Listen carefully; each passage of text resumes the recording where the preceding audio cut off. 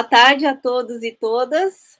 É com uma grande satisfação que abrimos esse nosso seminário, organizado pelos nossos alunos extensionistas do projeto de extensão Compostagem, Horta e Jardinagem, cuidando da saúde, mente e planeta. Temos a participação dos alunos de medicina, biomedicina, enfermagem, né, de nutrição, que são nossos alunos extensionistas. Nós temos hoje, né, então, o tema da nossa primeiro seminário, Semeando Reflexões, né, com a presença, né, da Gabriela Mendonça, da Cristina Parada e Beatriz Marques. Farei a apresentação posteriormente, mas gostaria de agradecer por ter aceito esse nosso convite, né, e fazendo essa reflexão sobre o uso dos espaços urbanos, né. Estamos no momento da pandemia, né, tem a cidemia global, né, que a gente tem uma preocupação com a pandemia da obesidade, a pandemia da desnutrição, na forma de baixa estatura, baixo peso ou deficiências nutricionais, e temos também o aquecimento global, né? Então, precisamos refletir sobre sistema de produção de alimentos sustentável, justo e seguro, né? E usar esse nosso espaço urbano é um momento, né, importante para a gente fazer essa discussão, tá? Então, gostaríamos de agradecer a presença de todos, né? Nós vamos, mais para frente, passar uma lista pelo Google Forms, então, para fazendo a lista de presença, tá? O projeto de extensão, ela já tem os seus 4 anos, né, de existência. A gente tem uma horta, para quem não conhece, uma horta no telhado do prédio acadêmico, que fica na rua Botucatu 740, no campus São Paulo, da Universidade Federal de São Paulo, né? Eu, a professora Suê e o Gilberto, né, começamos esse projeto preocupados com a saúde mental, né, dos nossos alunos, principalmente ansiedade e algumas situações de depressão. Tínhamos visto, na revisão de literatura que fizemos, que a terapia de horticultura poderia melhorar, ajudar, né, nessa saúde mental, né? E aí, além disso, a minha preocupação, sou nutricionista de formação, então, preocupada com a alimentação dos alunos e da comunidade Unifesp, nós começamos a fazer esse projeto, juntamente com o Gilberto, que é da gestão ambiental, e ele estava preocupado com a gestão de resíduos sólidos da universidade, né? Então, nós fazemos a compostagem, né? Começamos o projeto com a compostagem dos resíduos que vêm do nosso restaurante universitário para fazer o substrato, né, então a terra, para fazer o plantio, né? Depois desse tempo, a gente foi aumentando o projeto. Nós temos agora braço, né, de pesquisa, em que a gente acompanha a saúde, a alimentação dos alunos da comunidade Heliópolis, que é a maior comunidade da cidade de São Paulo, e vimos que o acesso ao alimento saudável lá é baixo, né? Como mostrado também nos inquéritos nacionais. Então, para aumentar a oferta, começamos a fazer, juntamente com o projeto de extensão, uma horta comunitária, né? E, além disso, com o início da pandemia, nós vimos um reflexo, né, um impacto na renda, já na primeira semana após o início do isolamento social, e começamos a fazer um monitoramento de acesso de alimentos, né? Então, aplicando o questionário de escala brasileira de insegurança alimentar, e nós vimos, né, uma prevalência, né, uma proporção grande das pessoas da comunidade em situação de insegurança alimentar, né? Então, a partir disso, o projeto também começou um outro braço, que é um braço social, né, tentando aproximar os distribuidores de hortifrutis com as comunidades, né? Então, atualmente, nós distribuímos, né, os alimentos para 13 comunidades, né? Semanalmente, cada comunidade ela é contemplada, tá? E aí, hoje, é esse momento, né, do seminário, né? Então, momento para a gente discutir né, como que a gente pode fazer esse uso, né, mais adequado dos solos, né? E principalmente nas metrópoles, tá? Então, gostaria de agradecer mais uma vez e começar, então, o nosso seminário, tá? A primeira fala vai ser da Gabriela Mendonça, tá? Ela é gestora ambiental, doutoranda pela escola... só um momento aqui. Doutoranda em Ecologia Aplicada pela Exalc, tá? Muito obrigada por ter aceito esse convite em participar do nosso seminário. A gente vai ter uma apresentação, então, de 20 minutos, né? As perguntas que vocês tiverem, por favor, deixe lá no nosso chat, que responderemos e faremos uma discussão ao final de todas as apresentações, tá? Muito obrigada. Então, muito obrigada. Boa noite a todos e todas. Primeiro, agradecer o convite. É sempre bom a gente poder ter um espaço de discutir a nossa área de pesquisa com outras pessoas que são de outras áreas. Então, vou começar agora a minha apresentação e aí eu espero que a gente possa depois ter um debate profundo mais no final. Pode colocar isso. Obrigada. Então, hoje eu vou falar com vocês sobre a questão da multifuncionalidade da agricultura urbana. E aí o meu foco e meu olhar de discussão vai ser também para as políticas públicas que hoje existem, tanto em nível nacional quanto em nível municipal, para a gente entender como que essas políticas elas vão guiar ou auxiliar, né, os produtores e também como que elas repercutem nas escolas e na cultura alimentar. Então, primeiro, quando a gente olha para o que é a multifuncionalidade da agricultura, a gente tem que olhar para uma perspectiva que vai ver a produção para além só do que se produz ou de como se produz, e sim para as relações que a agricultura vai permear. Então, relações de gênero, relações com a saúde da família ou de quem consome, a forma de produzir, se é o convencional com agrotóxicos ou se é um olhar voltado para a agroecologia.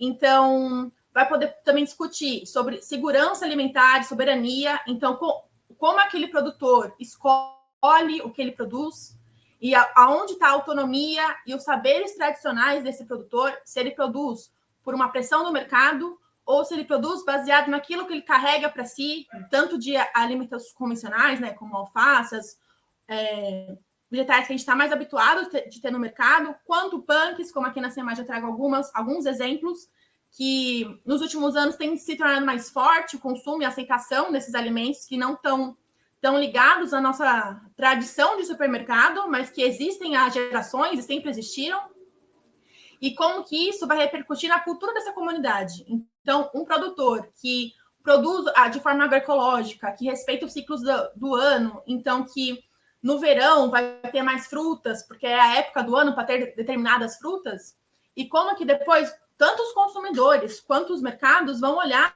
para essa diversidade sazonal. E não só...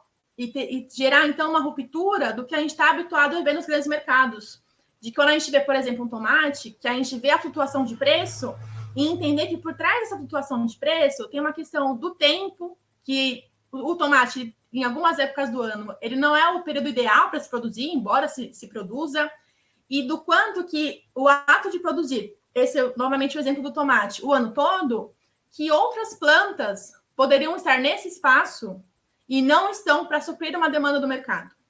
Então, quando a gente começa a olhar para outras questões, para além do produto em si, para além do alimento, não olhando só para o alimento, a gente pode olhar também para essa preservação dos recursos naturais, então, da valorização do que se tem naquela terra, do que se cresce em determinado bioma ou não. Então, de forma mais ampla, a multifuncionalidade ela vai poder gerar esse debate sociocultural dessas famílias que produzem, de quem consome, uma questão econômica sobre o valor do produto, tudo que tange a precificação de um determinado alimento, e principalmente a parte ambiental, principalmente quando a gente se conecta com esses olhares da agricultura agroecológica ou orgânica, que tem toda uma forma de produzir diferente e que isso permeia no valor, tanto no valor final quanto no trabalho daquele agricultor, e que acho que são temas muito importantes para a gente discutir. Então, de forma geral, a multifuncionalidade ela olha para as múltiplas funções que a agricultura tem, para além só de produzir o alimento. E aí, quando a gente olha para a agricultura urbana, a gente tem diferentes perspectivas. Mas o principal que a gente pode já nomear é essa proteção do ecossistema da cidade. Então, a cidade, né, que anteriormente eram pequenos vilarejos e foram se construindo e perdendo a sua floresta nativa, como que com a agricultura urbana a gente consegue reconstruir esses espaços, primeiramente, e, em segundo ponto, os olhares sociais que esses espaços de horta vão trazer. Então, a gente tem, por exemplo, aqui num parque, no Centro Cultural, desculpa, na região central de São Paulo. Então, o quanto que é ter esse espaço de horta vai mudar na alimentação de quem está naquela região, na relação com a natureza, de a pessoa refletir aonde ela vive, se ela pode trazer mais alguma planta para casa dela, por exemplo. Muito fortemente a agricultura urbana voltada para a questão da escola. Então, a gente já tem grandes literaturas que mostram o quanto que a alimentação escolar ela muda quando a criança tem maior contato com a terra. Então, quando a criança ela entende o ciclo da produção, ela entende que o tempo da natureza, entende de onde vem o alimento, como se produz, essa criança ela se abre para poder experimentar coisas distintas e para poder valorizar aquilo que ela produz. Então, as escolas que têm horta educativa, assim, o crescimento de aceitação das crianças para legumes e verduras, que a gente sabe que às vezes tem uma certa seletividade alimentar, a gente vê uma melhora muito grande nessa questão da seletividade, além do próprio contato com o verde, isso tem um fator muito importante também. E o último ponto da agricultura urbana é o espaço que ela ocupa. Então, a gente tem espaço de agricultura urbana tanto em praças, que antes estavam subutilizadas, e esse aqui eu trago esse exemplo, que é um exemplo muito bonito na Zona Leste de São Paulo, que existem várias hortas, esse aqui é um exemplo delas, debaixo da linha de luz, que era um local que não havia nada, e que passa a ter todo um cultivo que vai suprir a demanda por legumes da região, além de gerar renda e gerar ocupação do espaço e trazer um benefício socioambiental e para aquela região. E aí, quando a gente começa a discutir as questões do que é produzido no local e consumido no local, a gente começa... Desculpa, vai passar um ônibus. A gente começa a abrir o espaço para discutir sobre circuitos curtos de comercialização.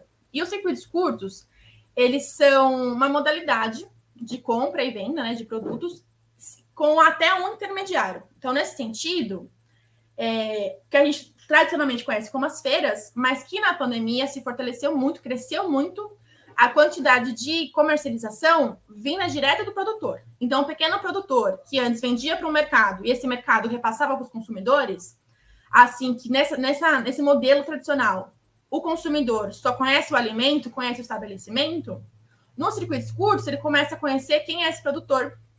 E esse vínculo de relação, ela vai gerar uma relação de maior confiança com o trabalho desse agricultor e, inclusive, de compreensão. Então, a gente já tem literaturas, até vivências de campo, que mostram que, por exemplo, quando chove muito ou muda um pouco a época da chuva e o alface, por exemplo, vem diferente, a gente percebe que essa proximidade entre produtor e consumidor traz essa compreensão que, às vezes, naquele momento que era esperado vir um alface, na sexta daquela semana, não vai vir por conta da chuva, e aí tem um outro olhar, não só por, eu gostaria de consumir o alface, mas eu entendo que agora não tem, que agora, esse momento, por conta da chuva, veio diferente, então tudo bem de ser menor, ou de não estar num padrão estético que a gente está acostumado a ver nas gôndolas de mercado. Então, um dos exemplos que discute sobre, que traz, não discute, né, mas que mostra uma outra forma de consumo é a CSA, que eu trago aqui como exemplo, que é a ideia de comunidades que sustentam a agricultura, e nessa modalidade de comercialização, a precificação, ela não está no valor do tomate, no valor da banana, mas sim uma comunidade de consumidores, que são os coagricultores, o quanto que essa comunidade pode auxiliar no desenvolvimento de uma família ou de alguns produtores. Então, não é o valor do alimento final, mas sim tudo que esse produtor, que esse agricultor precisa para se desenvolver suas atividades, tanto no campo quanto na sua vida também. E aí a CSA, ela vai trazer essa filosofia de você olhar para o alimento e olhar para o produtor e entender quem são, da onde que vem, qual que é a história deles. Então, quando a gente olha para a agricultura urbana e esses espaços que começam a trazer outras formas de consumo, a gente também vai ter outras formas de relação entre os produtores e os consumidores. E aí, então, nesse momento agora, eu vou trazer um pouco das questões de políticas públicas. Então, nesse primeiro espaço, eu falei essa questão mais da proximidade, né, até onde nós, enquanto consumidores, a gente dialoga com os produtores, e agora um pouco com as políticas públicas nacionais e municipais. Então, primeiro, a PENAE, que é a Política de Alimentação Escolar. Ela é uma política de 2009, sofreu diversas mudanças e diversas reduções de investimento desde que ela surgiu. E aí, hoje, num contexto pós-pandêmico, de pandemia ainda, considerando 2021, esses são os valores que hoje cada criança recebe por dia para alimentação escolar. Então, por exemplo, nas creches, que a criança toma um café da manhã, tem o lanche e o almoço, cada criança, através dessa política, recebe R$1. E R$1,07. E aí vem uma discussão do quanto que de segurança alimentar, de soberania alimentar, a gente consegue para essas crianças e o quanto que a gente consegue remunerar o produtor com esse valor. Então, e pensando assim, na questão da inflação que a gente tem hoje, o valor dos preços no mercado, aí fica uma reflexão de quanto que esses valores, eles de fato garantem um alimento de qualidade e garantem um pagamento adequado para quem é agricultor. Então, mas o PENAE, ele é uma política que surgiu para a alimentação escolar e principalmente para valorizar os produtores que são orgânicos e agroecológicos, sabendo que, às vezes, quando o produtor é orgânico ou agroecológico, né, ele não vai seguir as regras do mercado tradicional, vai trazer outros alimentos de outras épocas do ano. Então, o PENAE é uma política que ele possibilitou que o produtor não perdesse esses alimentos por não ter tradição no mercado de consumi-los e que possibilitou que esses alimentos, principalmente horticultura e olerícolas, chegassem nas escolas, para alimentação escolar. Mas só reiterando que dos valores do começo da política para hoje, a gente já tem uma redução de mais de 20% de investimento para mais. Alguns dados são um pouco complicados de encontrar com grande clareza, mas essa, pela informação do governo atual, é o que a gente encontra hoje de investimento por criança dia na escola. Outra política, e essa política eu tenho mais afinidade, que fez parte do meu mestrado, é a política de aquisição de alimentos, ou PA. O PA, ele surgiu junto com o programa Fome Zero, lá em 2013. Então, novamente, né, foi uma política que sofreu diversas mudanças. Ela, hoje, é a mais impactada com as mudanças de conjuntura, porque esse programa, hoje, ele vem deixando de existir por uma medida provisória que eu já vou colocar mais para frente. Mas, do que a gente observa de até 2019 pela Conab, o que mais se comercializava, não é bem uma comercialização, né? O PA, ele possibilita que o produtor, ele coloque tudo que ele produz ali durante o ano. Então, já olha para a tradição daquele produtor, do que tem naquela terra, do que é mais fácil, que ele tem mais afinidade de produzir. Então, se ele produz mandioca, rúcula, enfim, ele coloca tudo, e aí o governo faz essa compra de estoque e ele redireciona para espaços com segurança alimentar. Então, anteriormente, para escolas, para orfanatos, para asilos, então fazer essa ponte entre o que o produtor tinha, independente do que era, né, tinha uma lista pré-determinada, mas pegava o elemento que o produtor estava mais adaptado e levava para espaços com segurança alimentar. Em 2019, cerca de 200 produtos, né, passavam nessa listagem que a política fornece, e a grande maioria era de hortifruti granjeiro, né? Então, olerícolas, frutas, legumes, ovos também. E dos processados, a gente tem carnes, grãos, mel e castanha. Então, você percebe que mesmo que tenha certo nível de processamento, são majoritariamente produtos naturais. Então, são frutas, são tubérculos, enfim. Então, você vê que o que essa política trazia para a alimentação das famílias ou das crianças em vulnerabilidade social. Eu não vou me ater à lei, só quero destacar alguns pontos da política, que o artigo 19 é o que instituiu essa política, e anteriormente, antes dessa mudança que eu vou apresentar, ele tinha 2 pontos importantes. O primeiro era que promovia o abastecimento para a alimentação escolar, então ele junto com o PENAE, olhava para a alimentação das escolas e fornecia alimentos para as escolas. e construir estoques públicos de alimentos produzidos por agricultores familiares. E por agricultor familiar, a gente entende que são pequenas regiões com trabalho majoritariamente da família, até 3 módulos fiscais, então são áreas relativamente pequenas, dependendo da região, mas o principal é que a mão de obra seja majoritariamente familiar. Então, a mãe, o pai, os avós, os tios, os filhos, enfim, que a família construa a produção na terra, que também envolve uma questão da geração. Então, do ciclo geracional dos filhos continuarem na terra, assim como os pais estavam na terra anteriormente. E aí, hoje, o PA, ela já está uma política em decaimento, até onde a gente sabe. Os investimentos vão até o final desse ano, depois, a partir do ano que vem, entraria essa medida provisória, que ela é de agosto de 2021, então ela é relativamente recente, para a gente conseguir ter muitos dados para poder discutir, avaliar esse programa, que seria o Alimenta Brasil. Aqui com destaque, esse artigo 29, que é o que institui a lei, esses tópicos são os mesmos do PA, com exceção daqueles que eu mencionei, que eu destaquei no slide anterior, mas tem uma diferença significativa, que eu quero me ater um pouco a ela agora, que são dos produtos comercializados. Então, se antes a gente tinha produtos in natura, os processados, os beneficiados, e aí entre o processado e beneficiado, a gente entendia que era uma banana que era uma geleia, uma banana que era seca para virar um chips, enfim. A gente passa a ter também os produtos industrializados. Então, eu quero gerar aqui uma reflexão de como é que o PA, que originalmente foi uma política para aquisição de alimentos da agricultura familiar, passa a olhar para os produtos industrializados.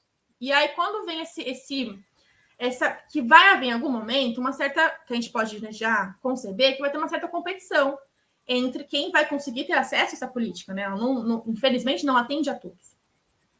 E aí, quando a gente tem industrializado, a gente tem uma discussão importante, que é quais alimentos que as políticas públicas atualmente estão considerando importantes para chegar na mesa das famílias.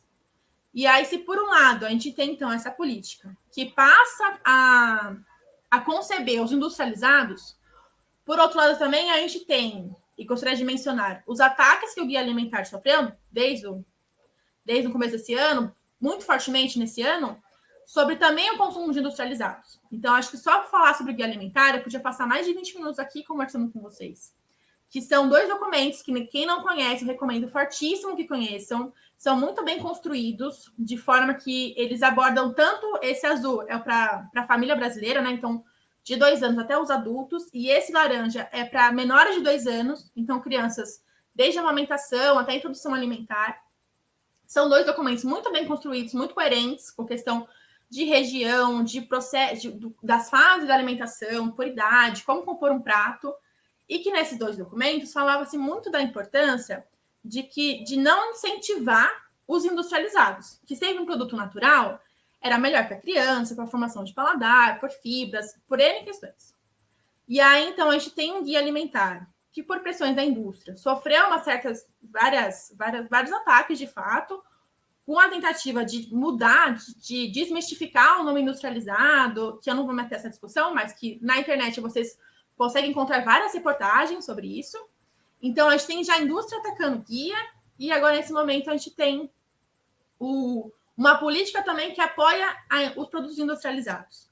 Então, de fato, é uma certa problemática que a gente encontra do quanto que a mudança de política vai gerar a mudança dos alimentos que vão ser consumidos e direcionados tanto para as escolas quanto para os espaços que estão em situação de insegurança alimentar. E aí, para fechar minha fala, numa perspectiva um pouco mais otimista, eu vim trazer um projeto muito, muito bonito que existe no município de São Paulo, chamado Ligue os Pontos. Ele é de 2016, então na época ainda do governo Haddad, e ele vem com essa ideia de integração, que ela é muito interessante, que ela vai olhar tanto para o produtor, quanto para os mercados, para os feirantes, quanto nos espaços de turismo, de vivência no campo, de vivência rural, no caso, e as iniciativas e políticas públicas voltadas a ONGs e grupos que se dedicam a olhar para a questão socioambiental. Então, essa aqui é uma imagem que eu printei, tentei pegar a próxima região de vocês, então aqui é o Ibirapuera, e aí vocês percebem o quanto de ações que tem que vão olhar para a questão ambiental. Então, a gente tem espaços agrícolas, como feiras, produtores, tem CSA, tem espaços de turismo, tanto parques quanto fazendas para as crianças verem animais, enfim. Eu convido vocês a conhecer esse projeto, porque ele é muito interessante, de mostrar tudo que já existe em São Paulo e traz essa valorização do que de agricultura urbana hoje existe e sobrevive em São Paulo, mesmo sendo São Paulo uma cidade tão arborizada, tão industrializada, tão concretizada como é São Paulo. E aí, só mostrando outro ponto muito importante, é que essa aqui é a carinha que é um pouco como se fosse um selo, né, dos produtores, e ele vai olhar tanto para quem é produtor, então, por exemplo, essa horta comunitária, quanto para os estabelecimentos que adquirem produtos desses produtores da região. Então, nesse sentido, a gente vai ter um menor custo de transporte, uma menor emissão de gases de carbono, porque o trajeto é menor, tem a valorização do que se faz na região, se fortalece os circuitos curtos, como eu mencionei no começo, além de que um restaurante ele tem um consumo alto do alimento, ele consegue adaptar o cardápio para a questão da sazonalidade. Então, esse é um exemplo, tem vários outros restaurantes que também apoiam. Então, acho que ele vem como uma política que faz, de fato, essa ligação entre o produtor, os espaços que os consumidores, os estabelecimentos, e que está em São Paulo, que existe. Então, tem muita informação interessante de acordo com essa política. Então, por fim, o que eu quis trazer um pouco hoje para vocês, quando a gente olha para a questão da multifuncionalidade da agricultura no espaço urbano, primeiro é a reconstrução de um cenário que ele vai reaproximar o campo e a cidade. Então, se antes muitas crianças, eu fui uma criança, por exemplo, que crescia achando que crescia vendo um distanciamento entre São Paulo, a cidade, e o campo, você começa a construir uma cultura que o campo, a cultivo está na praça do seu lado, está no seu vizinho, está na sua escola. Então, já tem essa reaproximação entre o campo e a cidade. Tem a valorização do trabalho do agricultor. Então, uma vez que você está lá, que você vivencia o que aquele produtor faz, você vai compreender a realidade dele, você vai compreender o processo que cada planta tem para se desenvolver e como que a família atua ali, como que as pessoas que trabalham na terra têm a vivência delas. Você pode fomentar um comércio justo e economia solidária. Então, você tira os intermediários, que todo mundo logicamente, vai pegar uma parte do valor, né, gerar um lucro em cima do produto, e aí você traz essa aproximação. Então, você tem alimentos mais frescos, que são recém-colhidos em alguns casos. Eu trabalhei num projeto que a gente colhia de manhã e entregava à tarde, aqui em Piracicaba, eu sou de Piracicaba. Então, é um comércio mais justo, porque o produtor já sabe que ele vai comercializar, colhe mais fresco, porque no dia que colheu já está na mesa do consumidor. Possibilita um debate muito forte nas escolas, como eu mencionei, de mudança da cultura alimentar na escola, de a criança aceitar mais alimentos voltados mais verdes e saladas. Traz o olhar da sociedade civil sobre como que ela também tem participação no consumo. Então, quando eu estou consumindo alface, refletir se aquela época mesmo do alface e quanto que aquele valor que tem o produto, de fato, tá realmente pagando e subsidiando o transporte, o produtor, e todo mundo está envolvido naquela cadeia, daquele alimento. E, por fim, a gente pode também fazer sempre um debate sobre as políticas públicas e como elas olham para a questão urbana, para a questão rural, e como que os alimentos são naturais, né? O cultivo orgânico, cultivo agroecológico ou convencional, são olhados pelo nosso governo. E eu encerro a minha fala aqui. Muito obrigada pela atenção. A gente conversa mais no final da palestra. Obrigada. Muito obrigada, Gabriela. Belíssima apresentação, né? Muito rica em informações, que a gente vai conseguir fazer um debate bem interessante no final. Muito obrigada. Gostaria de convidar, então, agora a Cristina Parada. Ela é colega minha, né, junto no Conselho de Segurança Alimentar e Nutricional Sustentável aqui da capital, foi lá que eu a conheci, né? Ela é geógrafa, formada pela Universidade de São Paulo, é funcionária lá nessa universidade e atualmente ela é mestranda em Geografia Humana do programa de pós-graduação em Geografia Humana da Faculdade de Filosofia, Letras e Ciências Humanas da Universidade de São Paulo, tá? ela fará a apresentação sobre a questão alimentar e a geografia. Muito obrigada por ter aceito o convite.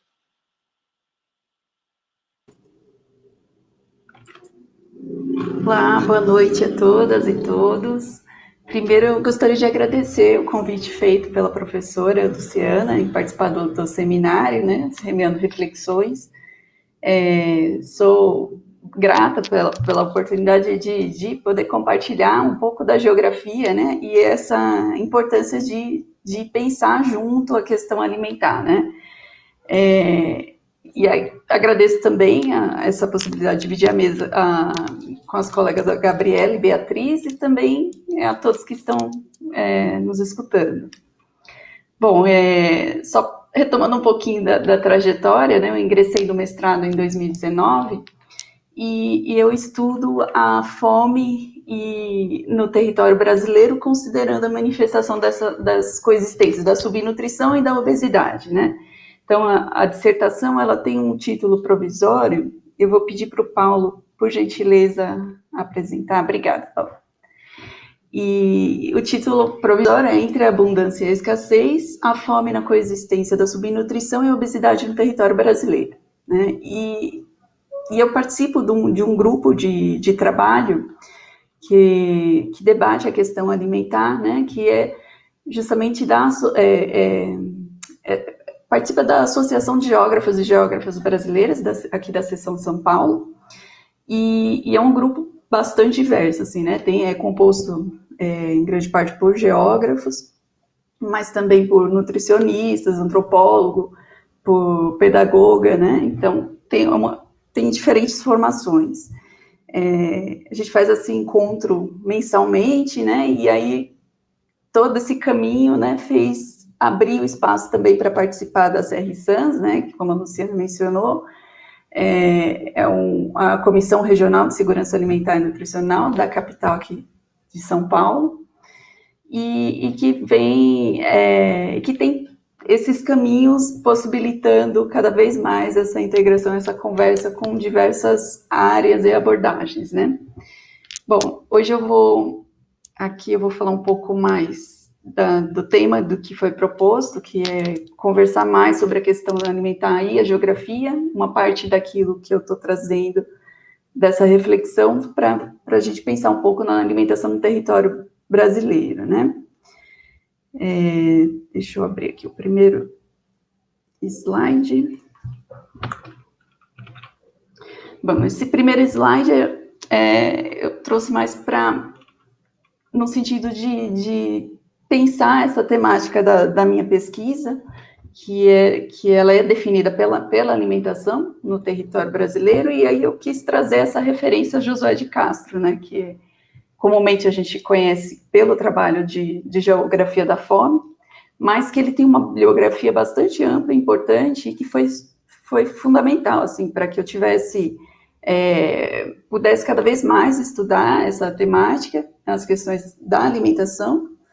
E aí eu trouxe 3 trechos, né, dessas obras que ajudaram também a definir o objeto da pesquisa, e aí também me ajudaram a perceber como o Josué de Castro ele define o método geográfico para entender a fome a partir de uma construção que abrange tanto os aspectos biológicos da alimentação, como também os aspectos humanos, sociais. Então, são esses 3 livros, que é o Documentários Nordeste, a Alimentação Brasileira da Geografia Humana e Geografia da Fome, né?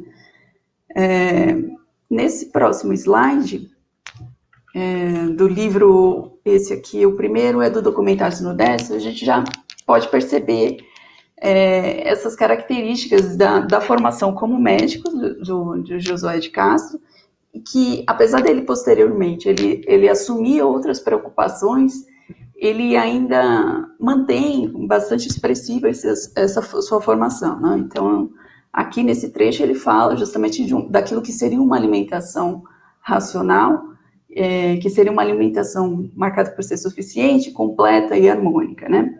Então, nesse livro, ele retoma um estudo, um inquérito que foi realizado em 1932, que era justamente de verificar as condições de vida de classe operária de Recife, né? Então, foram aplicados alguns questionários que era buscando entender esse percentual da renda mensal que seria utilizado para a aquisição de alimentos. Nesse próximo slide, tem um trecho já aqui do livro Alimentação Brasileira à Luz da Geografia Humana, né? Então, ele já traz toda a complexidade dos fenômenos da nutrição, por conta da sua formação como fisiologista, né? E aí, ao mesmo tempo, ele já menciona esse mergulho que ele deve fazer a sociologia, a filosofia, para entender as questões e as diferentes manifestações e influências da alimentação. Então, aqui ele também já anuncia, né, a importância da geografia para discutir a questão alimentar e nos aspectos sociais, né? Então, ao longo da obra, em vários momentos, ele fala dessa multiplicidade das perspectivas e abordagens para o estudo da alimentação, e aí ele traz aqui a questão, ao falar de padrão dietético, ele traz não apenas esse caráter fisiologista, mas ele também fica muito evidente no livro quanto dos aspectos sociais são retomados, né?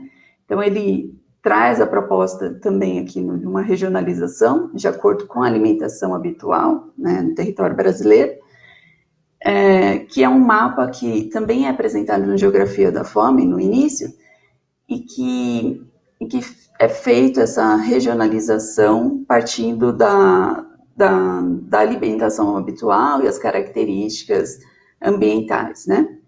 No próximo slide, aqui já é um trecho da Geografia da Fome, né? E aqui ele já anuncia esse objetivo mais específico disso na fome coletiva, já trazendo esses conceitos do que seria a fome endêmica, a fome epidêmica e também a fome oculta. E aí, ao longo do livro, ele vai discutindo esses conceitos, trazendo também essa proposta de regionalização, que eu tenho aqui, acho que no próximo slide, que é justamente o mapa que é apresentado nessas duas últimas obras que eu falei para vocês, né? Opa, desculpa. Então, aqui no mapa que ele foi elaborado pensando justamente na questão das áreas alimentares, ele, então, relaciona essas áreas que são a amazônica, o nordeste açucareiro, o sertão nordestino, centro-oeste e extremo sul, com as manifestações de fome, que é aquelas que eu mencionei anteriormente, que é a endêmica, epidêmica e também a subnutrição, né? Nas áreas 1 e 2, né, então, elas estão marcadas pela fome endêmica, que é justamente aquela carência nutricional permanente. Nessa área 3, estariam as manifestações de fome epidêmicas, e que são principalmente marcadas pelas manifestações transitórias, e já nas áreas 4 e 5, que corresponderiam às áreas de subnutrição, que seriam aquelas carências alimentares nas formas discretas, conforme o Josué de Castro apontava, né? Então, aqui a gente vê não só as categorias biológicas da alimentação, mas ele também traz essa preocupação com os aspectos sociais da alimentação, né? Então, nesse trecho aqui, ele fala tanto da natureza cultural como do latifundismo agrário, que tanto influencia na alimentação no território brasileiro, né?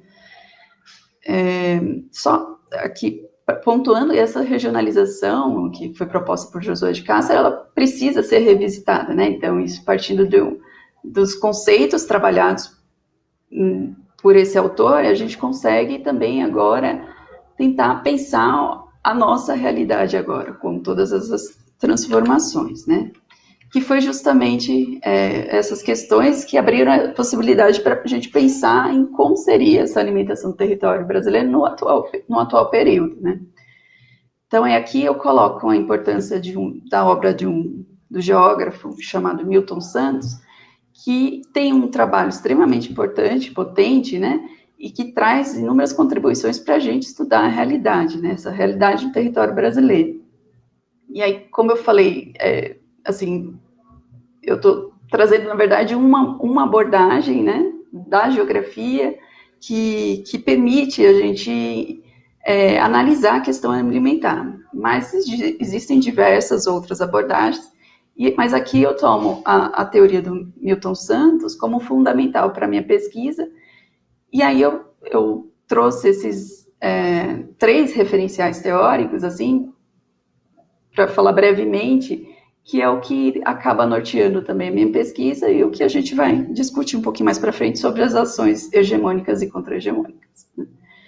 Bom, então, que aqui é a globalização como perversidade e pobreza estrutural, a fome como manifestação da pobreza estrutural e formação socioespacial.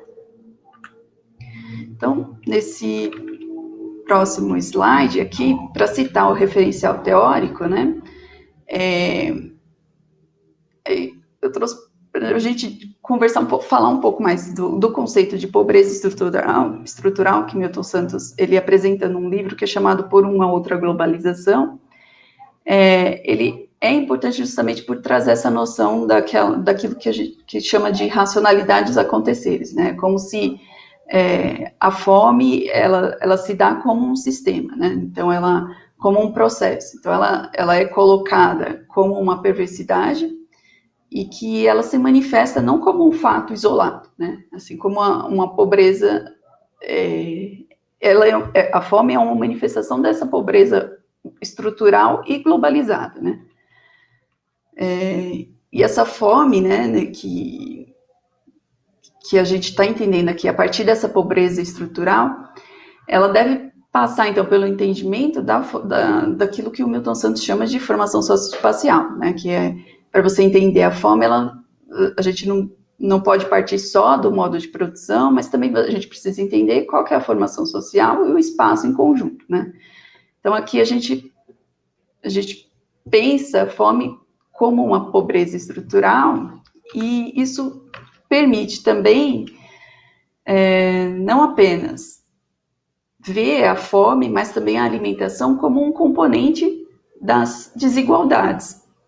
Então, isso permite pensar nas diferentes manifestações entre aquilo que a gente chama, o que está chamando aqui, entre uma abundância e uma escassez da alimentação, né?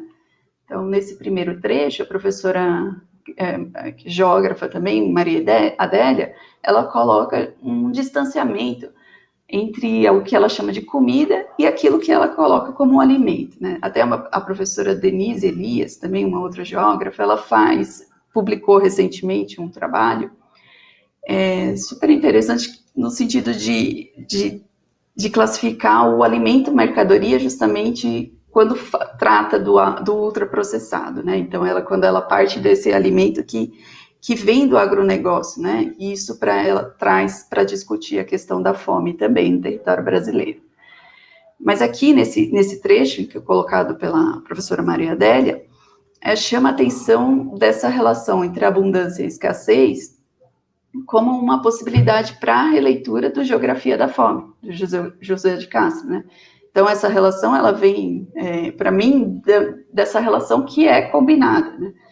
Então, ela é uma abundância que vem na produção de soja, de milho, e ao mesmo tempo, uma escassez, tantas vezes, do acesso e da comida, né? Ou uma abundância do que falam em gordura, sal e açúcar, naquilo que é o produto ultraprocessado, e a escassez de nutrientes, né, nesse mesmo produto. Então, o que a gente coloca aqui é uma relação de uma escassez que é produzida, né? E dentro dessa abundância e escassez da alimentação, a gente analisa essa relação entre o equilíbrio e desequilíbrio do consumo, tanto quantitativo quanto qualitativo, né? Então, isso cria uma distinção ainda maior entre aquilo que que a gente falou anteriormente, né, sobre a comida e o alimento mercadoria, né, entre a comida e o ultraprocessado. Então, isso faz perceber também essa relação, né, entre a subnutrição e a obesidade, né? Então, enxergando a fome nessa coexistência da subnutrição e da obesidade no território brasileiro. Então, aqui eu elenquei alguns pontos, algumas referências que permitiram esse entendimento, né, que inicialmente, aqui partindo do Josué de Castro, o conceito de fome parcial ou oculta, que fala justamente dessa falta permanente de determinados elementos nutritivos, em seguida, correlacionada à obesidade, a uma modalidade de desnutrição, que é colocada pelo professor Carlos Augusto Monteiro, né? Até em Geografia da Fome, em determinado momento, quando Josué de Castro fala da alimentação no Centro-Sul, ele menciona a obesidade e a diabetes, né, também vinculada a uma alimentação característica de excesso calórico de determinado alimento, né? Então, ele menciona também a questão da obesidade. Aqui, esse ponto é dentro da Política Nacional de Alimentação e Nutrição, que é a PNAM, a gente também se fala dessas doenças de nutrição que são relacionadas aqui ao que é colocado como baixo consumo, ou consumo excessivo, ou desequilíbrio da ingestão dos princípios nutritivos. E essa última referência, que é justamente considerando as duas formas de nutrição, a subnutrição e a obesidade, né?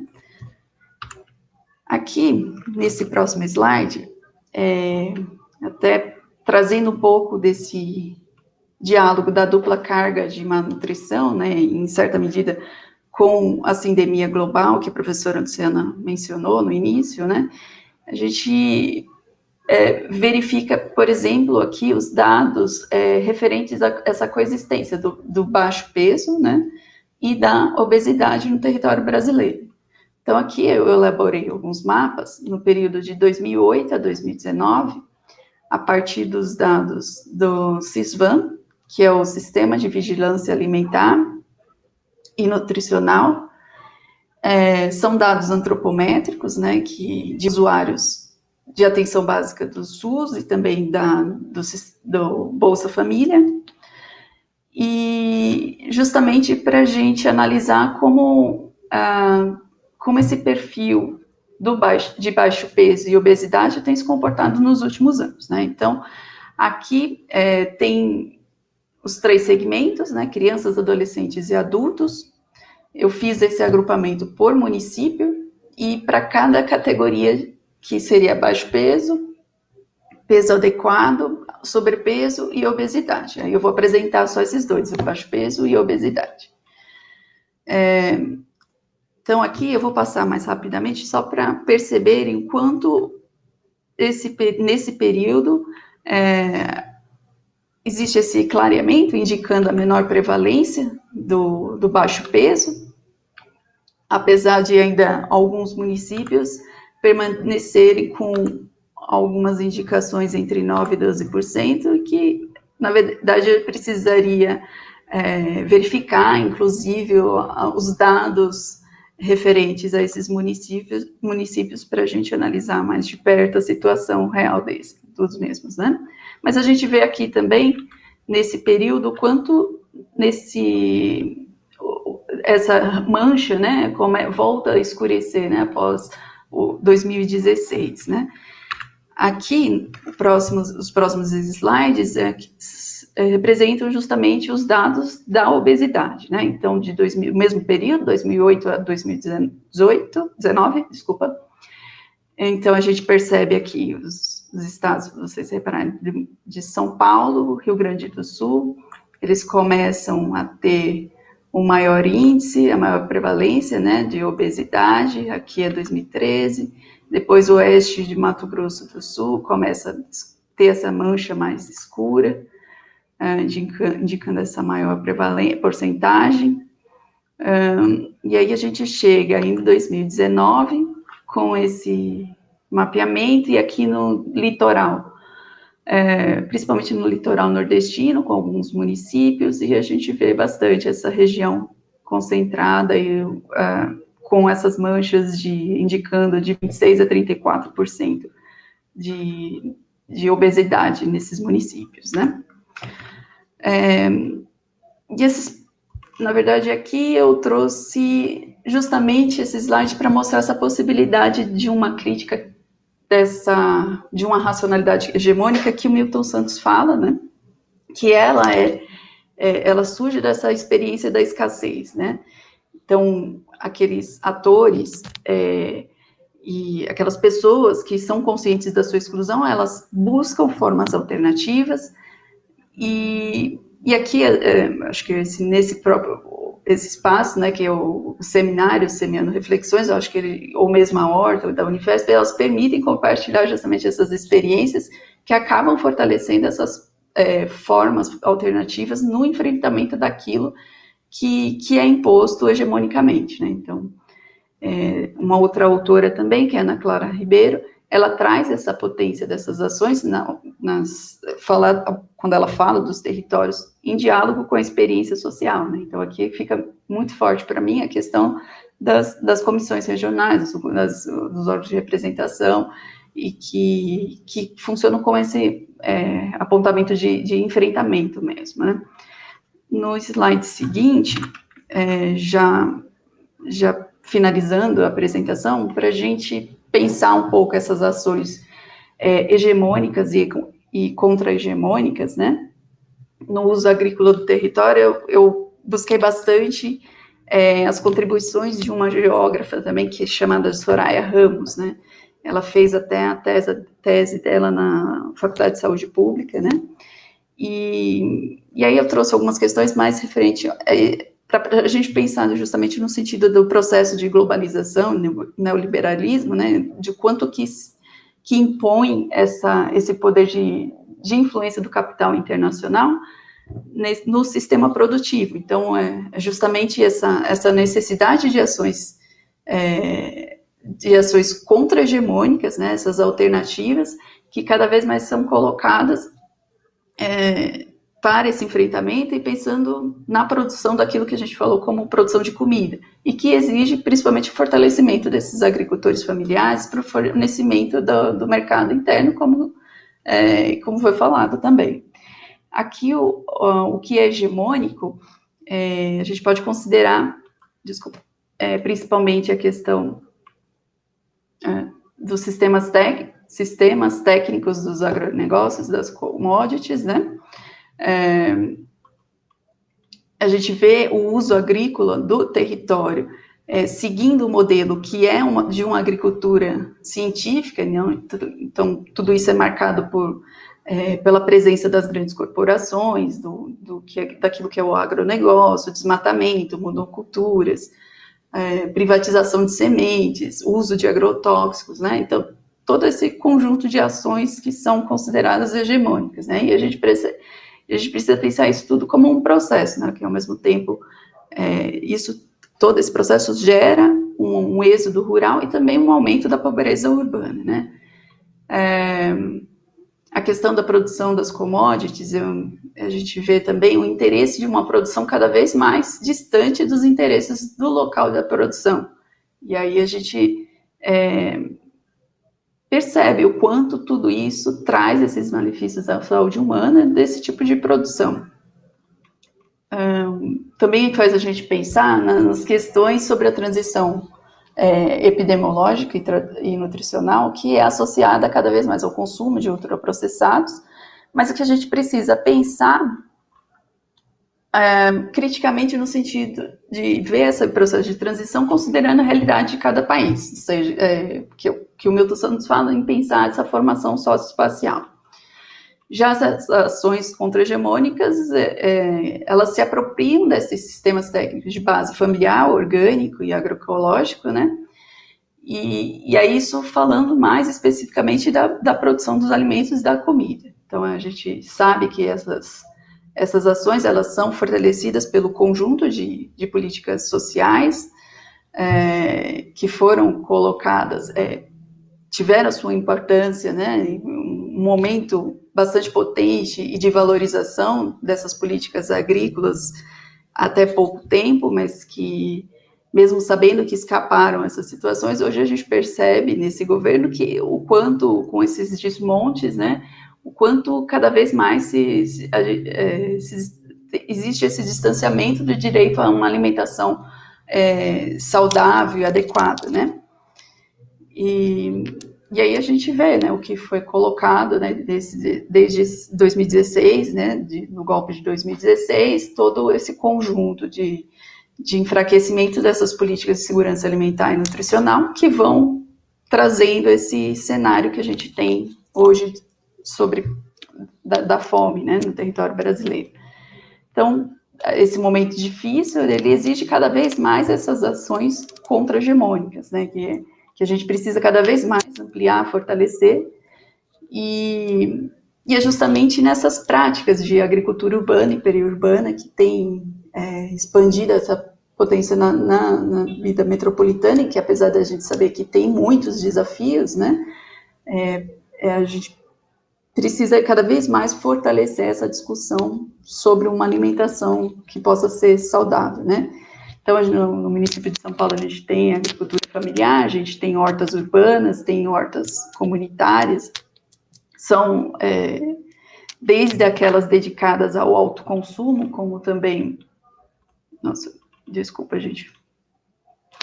Tanto aquelas dedicadas ao autoconsumo, como também aquelas que estão voltadas à atividade e fortalecimento da condição de reforçar essa ação contra-hegemônica e de trazer a importância desse enfrentamento, né, e de expandir isso por não só o acesso ao alimento saudável, mas também trazer esse significado no sentido pedagógico e ativista também. Eu acho que é isso. Queria agradecer mais uma vez a oportunidade, e aí a gente também aguarda as questões. Muito obrigada, Cristina Parada. Nossa, muito interessante, né? Essa leitura, né? Do Josué de Castro, mas assim, a obra ela é muito atual, né? Assim, dá para fazer essas comparações e assim, contextualizar muito no que a gente está vivenciando agora e as discussões que são necessárias, né? Então, a gente tem bastante questão para a gente discutir ao final, né? Obrigada, Cristina. Agora, eu gostaria de convidar a Beatriz Marques de Brito. Ela é graduanda em medicina, está no 4º ano, né, do curso de medicina da Universidade Federal de São Paulo. Ela é minha aluna de iniciação científica e ela vai apresentar os dados da revisão sistemática que nós fizemos, né? E achamos que, assim, trazer esse tema nesse seminário, a gente achou que pudesse contribuir, né? Porque a gente precisa fazer, né? Tem outra reflexão nessa sindemia global, que recomendando a redução do consumo de carnes, né?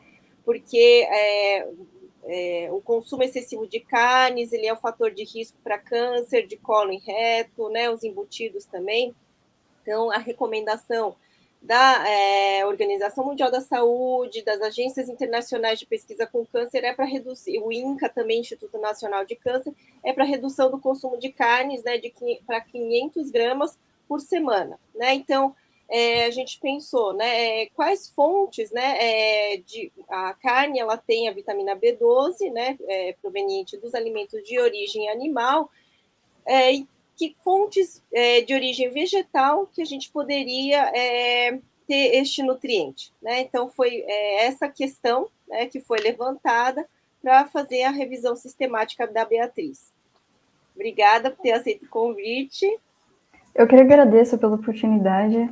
É uma honra estar com a Gabriela e com a Cristina aqui. E eu também agradeço aos meus colegas de graduação que estão organizando aqui o seminário. Então, vamos começar a apresentação. Tá aparecendo? Tá aparecendo. Então, vamos lá. Então, como a professora falou, é recomendado diminuir o consumo de carne, e existem várias modalidades de dieta para reduzir a carne. Uma delas são os vegetarianos, que não consomem carne, frango ou peixe, os veganos, que aí não consomem nada de origem animal, não consomem ovo nem leite, e os flexitarianos. Eles consomem carne, sim, só que é bem menos. Então, eles defendem que a gente deve consumir mais proteína vegetal do que proteína animal, e tudo isso para o ecossistema ficar mais equilibrado em termos de saúde planetária. Só que aí a gente pensa, né? E a B12? Existe um consenso entre muitas pessoas que a B12 só existe em alimentos de origem animal. E isso é um problema, né? Tanto para os veganos, como para as pessoas que consomem menos carne por motivos religiosos ou por motivos de pandemia agora, que a carne está muito cara, a gente não está conseguindo comprar carne. E essa deficiência de B12, ela pode ser bastante prejudicial para a gente, né? Porque a B12 é essencial na conversão de homocisteína para metionina, que é um aminoácido. E também na conversão de 5-metil-tetrahidrofolato em tetrahidrofolato, que vai ser utilizado na síntese de DNA, de RNA, que vai ser utilizado na divisão celular. Então, se a gente não tem B12, a gente não consegue tetrahidrofolato e assim a gente não consegue dividir as nossas células. E a gente é um monte de célula, né? Então, é muito importante a B12. Além disso, a B12 é um cofator importante na conversão de metilmalonil-CoA em succinil-CoA, que está lá no ciclo de Krebs, da respiração celular. Então, se a gente não tem a B12, a gente vai ter um acúmulo de metilmalonil-CoA e o nosso corpo ele precisa do CoA.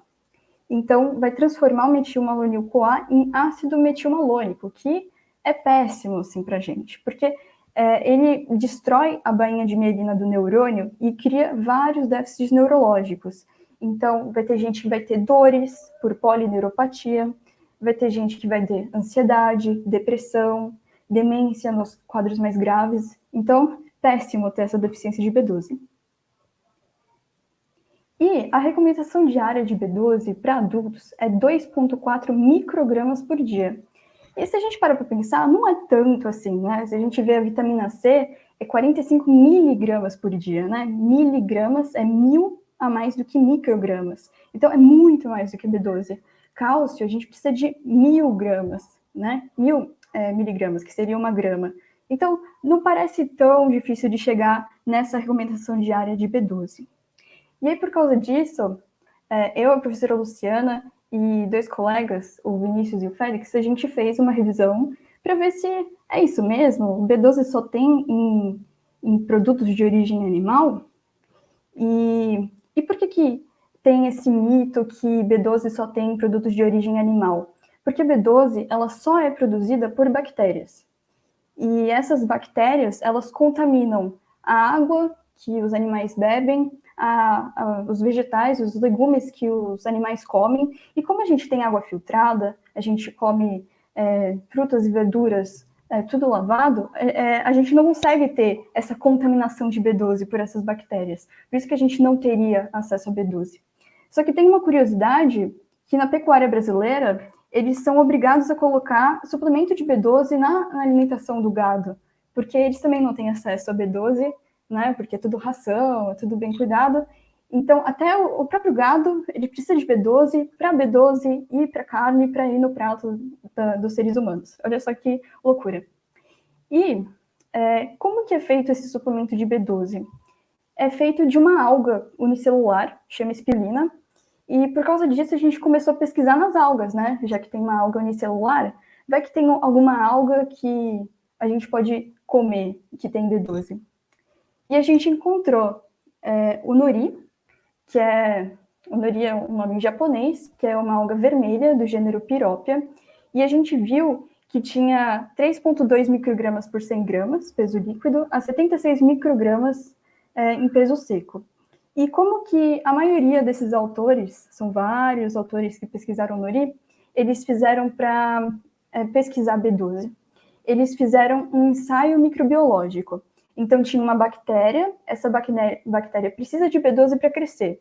Então, eles colocavam nori, quanto mais essa bactéria crescia, mais tinha B12 no nori. Então, era dessa forma que se fazia essa medição. E esse é um dos métodos mais antigos que tem, mais simples também. Pode ver que tem um artigo de 1954 que tem esse método. E o que é o nori? Muita gente deve conhecer aqui, tem no sushi, no temaki, no onigiri. Então, é uma coisa mais que a gente conhece, mas não é uma coisa que os brasileiros consomem todo dia, né? É só em eventos especiais e quem tem dinheiro para comprar isso, né? Já outra alga, que é a aonori, ou couve do mar, é uma alga verde, dos gêneros Monostroma e uva, e tem até 88 microgramas por 100 gramas. Ela não é tão famosa aqui no Brasil, a gente não escuta falar, mas ela pode ser comida em sopas, pode ser comida com arroz, tem gente que coloca no tempurá, que é uma comida também japonesa que a gente come aqui, na culinária asiática. E outra alga é o hijiki, ou tot em coreano e yangshikai em chinês, que é uma alga marrom da espécie Sargassum fusiforme, que tem até 0,1 microgramas. Não é tanta B12, mas tem, né? Vocês vão ver que alga só vai ser alimentos da culinária asiática, né? O kombu é um kelp da família Laminariaceae e tem até 2,8 microgramas. E também pode ser utilizado com arroz, pode comer como picles, com outros vegetais. E, por fim, tem o wakame, que também é um kelp, e tem até quase 2 microgramas por 100 gramas. E pode ser usado também em sopa, como salada. Bom, a gente não consome muita alga aqui no Brasil, né? Mas cogumelo é bem mais frequente, né? Então, a gente encontrou o shiitake, que é da espécie Lentinula edodes, e ele era só um estudo, e ele tinha até quase 6 microgramas por 100 gramas. E esse estudo, ele não foi feito utilizado por ensaio microbiológico, que é aquelas bactérias, e conforme tem B12, a bactéria vai crescendo. Esse foi determinado por cromatografia líquida. Então, é muito mais... você tem muito mais certeza que a B12 realmente está lá. Porque essas bactérias, elas consomem B12, mas elas também crescem com análogos de B12. São moléculas muito parecidas com a B12, que essas bactérias conseguem utilizar, mas a gente não consegue utilizar. Então, é como se elas fossem B12s falsas. E pela cromatografia líquida, a gente vê realmente a B12 real, a B12 que o nosso corpo vai conseguir utilizar. Só que, apesar de toda essa tecnologia que esse estudo utilizou, ele também concluiu que essa B12 ela veio da terra do vaso que os cogumelos estavam. Então, não seria um alimento que tenha B12 lá naturalmente. É um alimento que seria fortificado com B12. Outro cogumelo, que muita gente já ouviu falar, é o champignon, que é o Agaricus bisporus. E ele tinha quase 0,2 microgramas por 100 gramas. E, de novo, provavelmente alguma contaminação de bactéria, porque tinha B12, as concentrações de B12 estavam mais na casca, em relação ao chapéu, o stipe ou a polpa do cogumelo, mas é outra opção aí de cogumelo. E, por fim, a gente chegou nesse estudo que tem 6 cogumelos consumidos por vegetarianos europeus, que é o porcine, o cogumelo guarda-sol, o shimeji preto, o morquela cônica, o trombeta negra e canário. E desses todos, os que tiveram bastante B12 foi a trombeta negra e o canário, com 2,65 e 1,82 microgramas. E esses valores de B12 são B12 real. Então, realmente, a gente consegue utilizar essa B12. E agora a gente vai para as plantas. Olha que loucura, planta tem B12 também. Quando eu comecei a estudar isso, eu achei que só alga e só fungo ia ter B12. E não, existe planta que também tem B12. Parece contra-intuitivo para a gente que sempre escuta falar, vegetariano tem que suplementar B12 porque isso tem origem animal, mas planta também tem B12.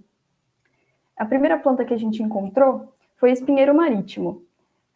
Essa árvore, ela tem bastante na Europa e na Ásia, e o fruto dessa árvore tem 37 microgramas por 100 gramas de B12. É muita B12 mesmo. E dá muito para consumir, 20 gramas desse fruto. Muito fácil consumir. Então, a gente já teria a concentração de B12 que a gente precisa todos os dias. E esse fruto, ele é super gostoso, dá para consumir ele cru mesmo, ele é super docinho, ou coloca em receita, dá para cozinhar, então é muito bom mesmo. E a outra planta é o mancai, que é uma planta aquática. E eu não sei se vocês já ouviram falar, mas o mancai é uma super comida. Eles falam que é uma superfood, que tem bastante aminoácido, bastante vitamina. E aí esse estudo quis verificar, né?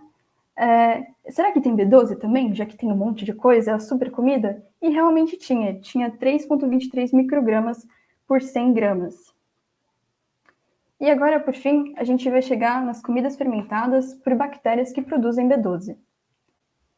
Então, a primeira comida é o chucrute, né, que é uma conserva de repolho fermentado. E lá na Polônia, eles fizeram um estudo com essa bactéria aqui, a Propionibacterium ginkseni, 112. E aí eles tiveram 7,21 microgramas por 100 gramas do chucrute, depois de 60 dias de armazenamento. E quanto mais passa o tempo de armazenamento, mais B12 tem, porque a bactéria vai formando a B12. Então é que nem vinho, quanto mais tempo passa, melhor para a gente consumir e ter bastante B12. Voltando agora para a culinária asiática, tem o nukazuki, que é um picles japonês de vários vegetais que ficam nessa cama de farelo de arroz, e eles são fermentados, né, por várias bactérias. E nesse estudo eles analisaram vários tipos de bactérias e duas produziram 0,18 e 0,2 microgramas de B12. E tem também o iogurte de soja de Lactobacillus reuteri, que eu fiquei, uau, isso daqui é maravilhoso. Porque olha só, em 100 ml de iogurte tem 18 microgramas de B12. Ou seja, se você consumisse 14 ml do iogurte, já teria toda a B12 que você precisa para um dia. E isso é muito factível, assim, para a população brasileira. A população brasileira consome iogurte, consegue consumir o iogurte. Então, faria sentido até colocar isso para a população brasileira. E a gente conseguiria ter a B12 o suficiente. Porque se você pensa na alga, comer 100 gramas de alga num dia não parece muito lógico, né? Seriam grandes quantidades. Mas esse iogurte de soja daria muito certo. E outro é o tempê de soja. O tempê é da culinária indonésia e é feito de soja, cozido com micélio de Rhizopus microsporus. Micélio é hifas, né? São as hifas desse fungo. E o valor máximo foi de 10,6 microgramas por 100 gramas. E é que nem o chucrute lá, que eu falei que era que nem o vinho. Quanto mais tempo fica fermentando esse tempê, melhor, tem mais B12. E aqui, lembra que eu tinha falado do ensaio microbiológico, que as bactérias elas vão consumindo B12 e vão crescendo? Esse é o método para determinação de B12 mais usado, porque ele é o mais antigo, ele é o mais barato. Lembra que tinha estudo de 1954? Não tinha os outros métodos, né? Até a década de 90 era só esse ensaio que a gente poderia fazer. Só que ele tem prós e contras, né? Ele é muito barato, mas ele não consegue determinar a B12 real. São os análogos de B12. A gente não consegue aproveitar todos os análogos de B12. Tem que ser a B12 de fato, a cobalamina. E aí, outros estudos, eles usaram o ELISA, usaram cromatografia por imunoafinidade, e o que dá mais certo, que realmente a gente tem certeza que vai utilizar, que vai determinar a B12 real, é a cromatografia líquida com espectrometria de massa. Esse sim dá certo e a gente tem certeza que lá tem B12 real.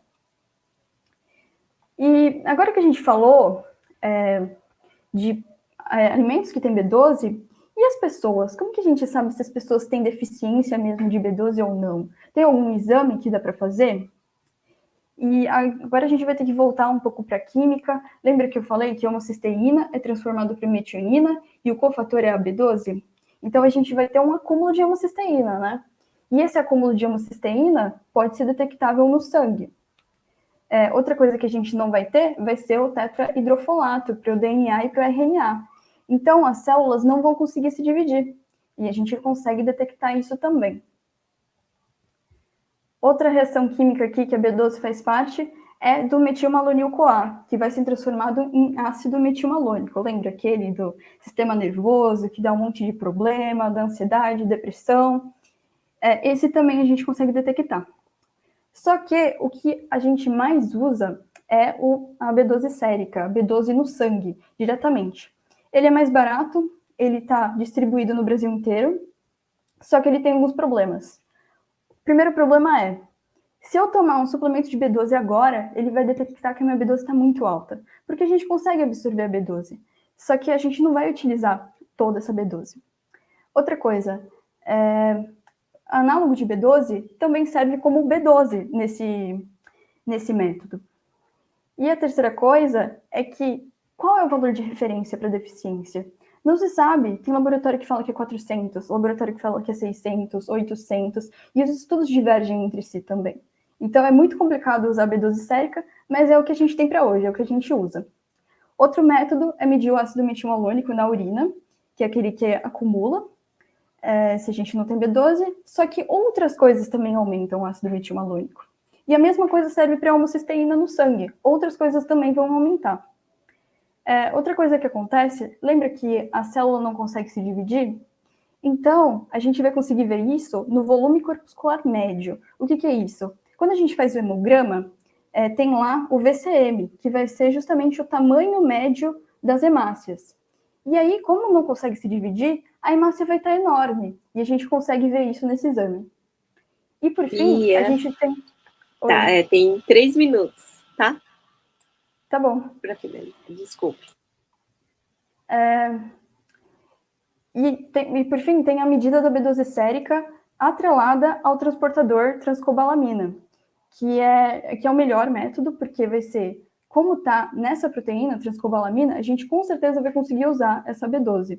Só que esse método não está disponível para as pessoas, isso é só nível de pesquisa.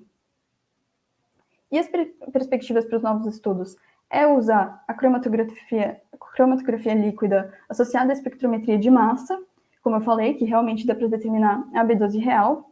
E também a gente precisa pesquisar PANCs, as plantas alimentícias não convencionais, ou pesquisar as próprias plantas que a gente consome. Vocês viram que não tinha nenhum estudo brasileiro. A maioria era estudo asiático, tinha fruto europeu, mas não tinha nada brasileiro. Provavelmente tem muita planta que a gente consome que pode ter B12 e a gente não sabe. Eu lembro que quando eu estava pesquisando para a revisão sistemática, a gente viu um artigo que falava que folha de batata doce poderia ter B12. E olha só, batata doce é um alimento latino-americano, é aqui da América que tem batata doce. E isso seria muito barato para a gente distribuir para a população que, por acaso, não consegue consumir carne, ou para a população que não quer comer carne, mas não quer tomar suplemento porque é caro. Então, existem várias possibilidades que a gente ainda não sabe porque não tem estudo ainda. E, por fim, concluindo, aqui só um panorama, né? Tem várias comidas com os seus valores de B12, e vocês podem ver, né, que o iogurte de soja tem muita B12 e dá muito para consumir o iogurte de soja. Tem aquele fruto lá europeu que tem muita B12 também, daria muito para atingir 2,4 microgramas por dia de B12 fácil, e existe essa possibilidade, né? Essa mensagem que tem que ser passada para vocês. Dá para ter B12 o suficiente sem comer alimentos de origem animal, sem suplementar. A questão é os alimentos certos e as quantidades certas. E é isso. Muito obrigada pela atenção, galera. Muito obrigada, Beatriz. Então, esse tema, né, ela conversa muito bem, né, com o que é a recomendação do Eat Lancet, né, para que a gente faça uma base da alimentação em alimentos de origem vegetal, né, então é possível. Gostaria de pedir, então, para a professora Gabriela e Cristina Parada também retornarem aqui nesse espaço, para a gente fazer, então, a discussão, né, tem 2 perguntas do Diogo, tá? Uma para a Gabriela, que ele pergunta se ele acredita que o atual contexto de insegurança alimentar que o Brasil vive tem alguma relação, né, com o retrocesso da política social, tá?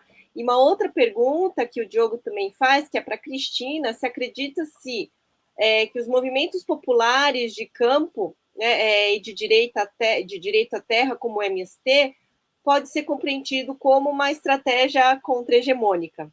Ótimas perguntas. Posso falar primeiro, então? Pode.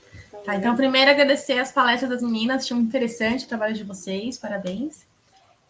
Sobre a questão de segurança alimentar no Brasil, se você olhar o histórico da fome no Brasil, ele é muito longo. Então, a fome no Brasil sempre existiu. A gente teve um momento muito forte de que o Brasil saiu do mapa da fome. Isso na ONU você tem várias mensagens, várias informações sobre isso.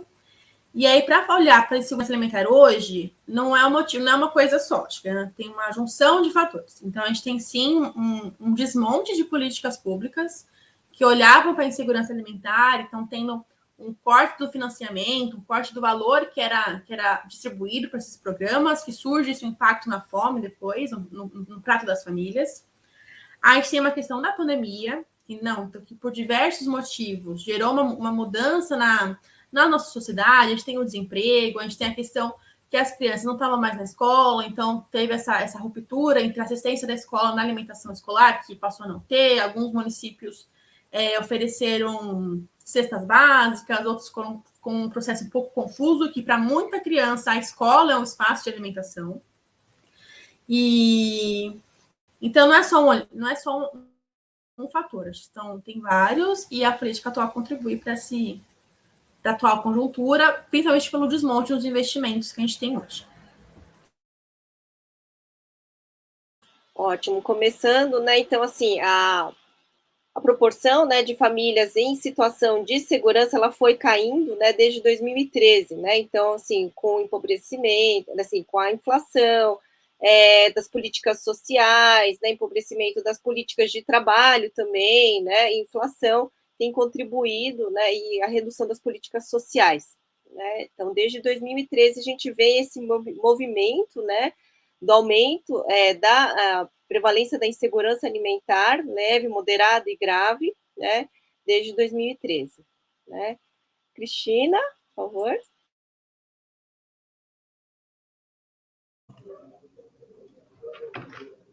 Oi, obrigada, Diogo, pela questão. Também queria agradecer as meninas também pelas apresentações, aprendi bastante. Então, respondendo ao Diogo, quando a gente considera essa produção e o uso agrícola do território, né, ele passa por esse entendimento dessa relação, dessa disputa que existe entre esses atores nesses espaços, né? Então, o MST é sim uma ação, pode ser sim considerada uma ação contra-hegemônica, né? Porque ele busca agir justamente contra aquilo que é imposto, né? Não só em relação à sua produção, né? O alimento que é considerado como saudável e de produção como base agroecológica, mas também que busca lidar de uma maneira com a terra, que é de uma maneira contra-hegemônica, né? Então, ele busca diferentes alimentos que remontam memórias, né, de quando antes se consumia determinados gêneros alimentícios que não tem hoje como comercializados facilmente, né? Eles buscam bastante essa questão cultural, é uma questão que essa ação contra-hegemônica, ela também está muito voltada também à maneira de lidar com a terra, né? Em tentar se afastar, por exemplo, com o uso do agrotóxico, né? Então, tentar se desprender aquilo que é imposto, aquilo que é hegemônico. Então, por isso, acho que, sim, ele deve ser considerado como uma ação contra-hegemônica, né? E, ao mesmo tempo, não só nesses movimentos, mas, por exemplo, na Serra e Sansa, nesses conselhos que defendem a segurança alimentar e nutricional, né?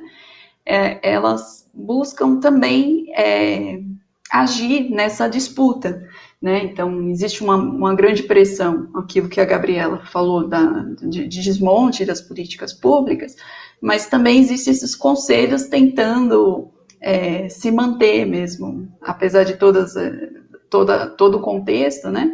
E tentando fazer esse enfrentamento, né? Por exemplo, também é o que foi colocado do PNAE, né? E dessa relação por ser uma política que não só ela permite o acesso ao consumo nas escolas de uma alimentação saudável, mas ela também, por ela exigir que ao menos 30% do valor que é repassado aos municípios e estados que seja de gêneros alimentícios da agricultura familiar, isso também é um estímulo à produção da agricultura familiar. Então, não é só uma alimentação saudável àquelas crianças, mas também é um incentivo à produção de base agroecológica e orgânica, né? Então, acho que é isso. E uma produção mais justa também, né? Sustentável, segura e justa, né? Tem mais uma pergunta do Diogo, né, para a Beatriz, né? Se ela acredita que a informação sobre a B12, né, de presença exclusiva nas carnes, está relacionada com a lógica mercantil dos alimentos para privilegiar essa alimentação em detrimento das outras. Uau, ótima pergunta. Olha, sinceramente, no começo não, porque se você vê os artigos, uma que todos os artigos praticamente vinham da Ásia, e era tudo sobre alga. E eles falavam, né, que eles queriam achar uma nova fonte de B12. Então, realmente, era uma verdade na ciência daquela época que não tinha B12 de origem não animal. Só que, atualmente, está muito em voga esse assunto de vegetarianismo, veganismo, B12. O tempo todo está se falando disso e continua essa verdade que não tem alimentos de origem não animal, né? Então, muita gente ganha dinheiro com isso, não só o mercado pecuarista, né? Porque tem gente que acaba não sendo vegetariano por causa disso, mas também tem um monte de suplementos que ganham dinheiro com isso, porque não é barato você suplementar B12, muita gente não consegue, e também é prejudicial para as pessoas que não conseguem comer carne, não é porque elas não querem comer carne, né? Porque elas não podem. Então, sim.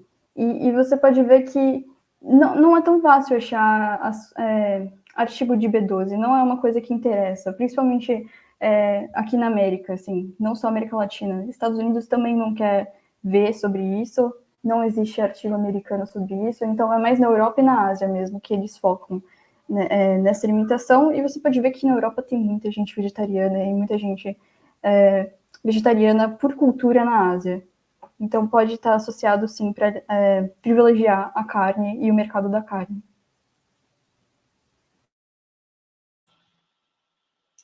Mais alguma pergunta?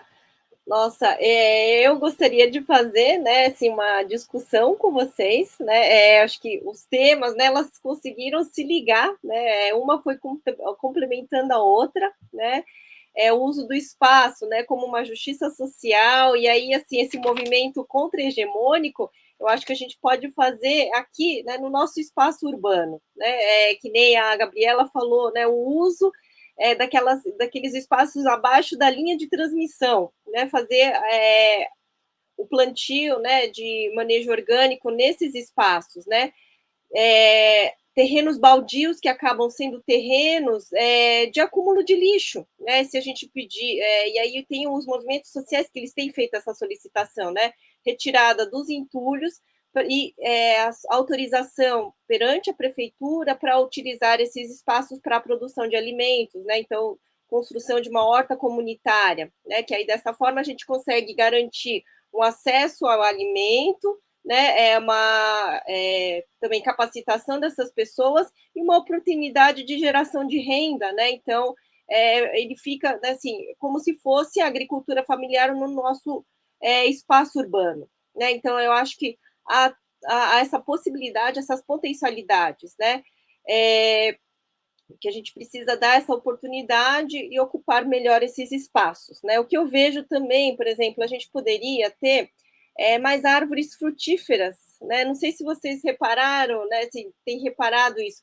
Na nossa cidade de São Paulo, a gente tem pouquíssimas, né? E, de repente, né, fazer esses canteiros, né? O Ligue os Pontos, né? O mapa, eles têm feito essas regiões de pomares, né? Mas que a gente poderia ter muito mais multiplicação desses espaços que sejam coletivos, para a colheita, né? Eu acho que formas de pensarmos, né, em ocupar melhor esse espaço, né? Tem uma pergunta aqui para Beatriz. Obrigada, né, pelos esclarecimentos sobre os alimentos com B12. Você poderia, por favor, falar mais um pouco sobre as algas? É que eu vi da minha nutricionista que B12 da alga era inativa. Olha, ótimo. Bom, eu falei um pouco na apresentação sobre os análogos de B12. O que acontece? Na alga, a gente tem a B12 de verdade, que a gente utiliza, que é a B12 que a gente quer, e vários análogos de B12, que aí é só parecida a molécula, a gente não vai utilizar. E o que acontece?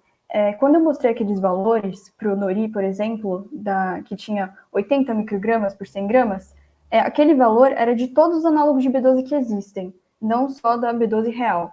Então, uma grande proporção provavelmente é inativa mesmo.